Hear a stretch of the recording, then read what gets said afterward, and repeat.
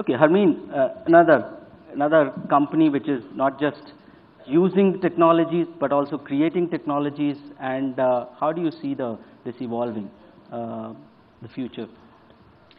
So I would say one of the biggest trends that any large organization is seeing is that your workforce is getting younger and younger by the year. So the demographic within your workforce is very different to what it was before. The demographic of your customers is very different to what it was before.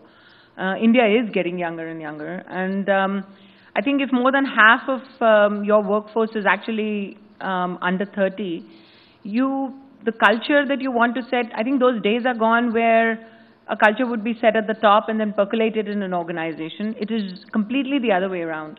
You have to let the 20-somethings actually define the culture of the organization, and everybody at the top has to learn how to embrace it. And that's really important because, if you want the best out of your workforce, that's the only way the millennials are working for you. Yeah. Otherwise, they're neither working for you nor with you.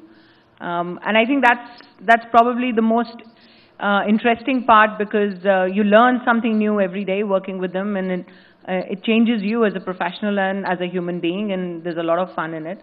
The more important thing, though, is the younger the workforce get, the more technologically minded they are. It's how they live their lives. And I also think that it's no longer about getting your people to just work harder and harder. Those days are also gone. The more you get into the specialism area, the more important it has to be about working smart.